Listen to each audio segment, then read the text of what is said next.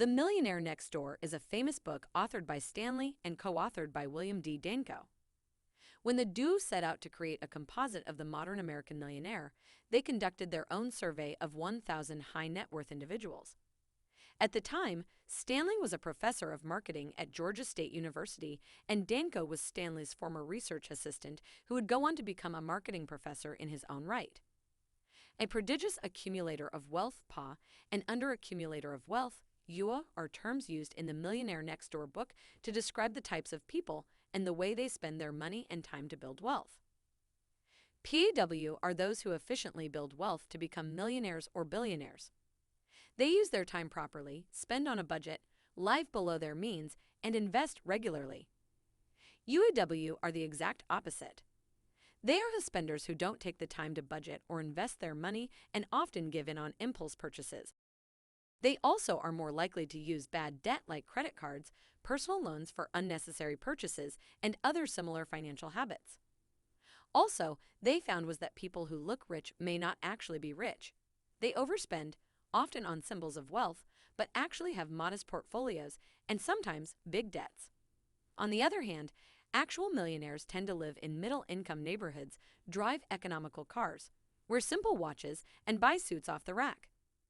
Also, most millionaires shared these key traits in common, all of which create a lifestyle conducive to accumulating money. The traits were: 1. Subscribing and leaving a comment down below. Whatever you comment is appreciated. Anyway, to the original number 1. 1. The opportunity cost of time. To acquire and maintain large inventories of luxury goods such as fancy cars, expensive clothing, and so on does not only require money, but also a lot of time. You don't buy a Ferrari without first studying the market. Neither can you keep a high-profile wardrobe without investing a lot of time in understanding the latest trends, the greatest brands, and so on. This is time that could have been used to increase your financial intelligence, to improve your business, or to set up a proper budget for your household instead. Time and energy of finite resources, even for high-income producers, or perhaps especially for high-income producers. Why would you spend 60 to 80 hours a week at a job trying to become wealthy and then spend the remaining few hours of the week ruining this same wealth? It's like trying to build a house during weekdays, but then bringing in the wrecking ball on the weekends. 2. Who you marry plays a role in how wealthy you become. Once you get married, try as you may, even with separate bank accounts, the finances of a household get merged. Your spouse's spending habits can either speed up your wealth-building process or halt it. Just as a tank can never fill up with a leaky tap, a spendthrift spouse can only hamper the path to a high net worth. 3. Create an artificial environment of scarcity by investing first. When you see idle money lying in your bank account, human instinct will make you spend it. Most successful people safeguard against this possibility by setting up a mechanism to automatically debit money from the income first to invest it for the future. 4. They do not depend on their parents.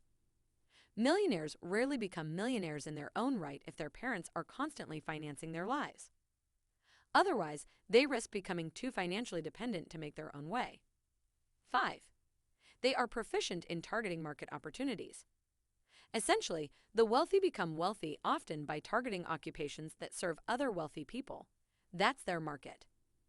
That's where the real money is, Stanley and Danko argue. Jobs that serve the wealthy, for example, estate planning, law, accounting, often come with bigger paychecks. 6. They chose the right occupation. The authors found that roughly half of the millionaires they interviewed owned a business of some sort, but the vast majority said they would not encourage their children to follow in their footsteps. Millionaire couples with children were 5 times more likely to send their children to medical school than other parents in America and 4 times more likely to send them to law school, according to their findings. Stanley and Danko's findings may still ring true today because the audience couldn't be more different. When the book was published in 1996, the economy was booming and most people, we were blissfully unaware of the pending dot-com bubble and bust. And no one knew that in just over a decade, the Great Recession would squeeze the middle class beyond recognition and deeply divide the rich and the poor. In other words, getting a college degree in philosophy is not necessarily the most marketable skill to enter the job market with. Seeking a profession in needed areas such as business, finance, real estate, education, government work, healthcare, specialty healthcare, consulting, etc. gives you a much higher chance of building a career where you can make a good income to grow your wealth to millionaire status. 7.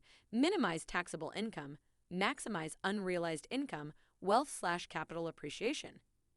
Many people do not take the care to maximize their limit on Section 80C for tax exemptions, just in time to submit investment proofs.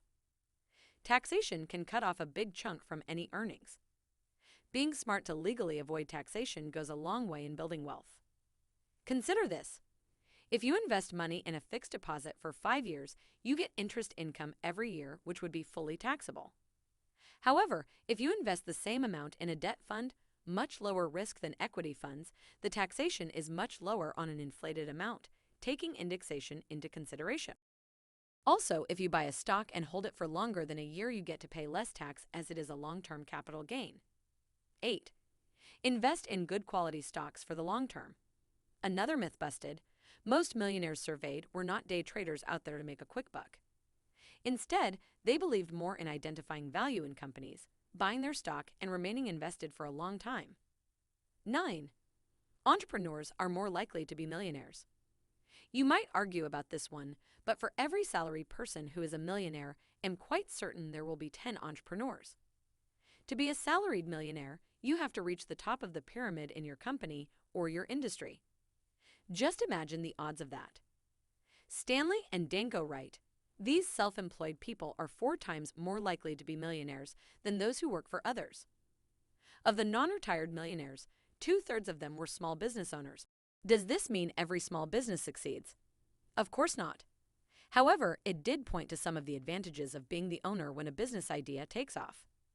It was nice in an era where we are thinking so hard about whether high-priced higher education is worth it, to realize that there are options if college isn't of interest to you. There are ways to start a small business that offers a value add that doesn't require a college education.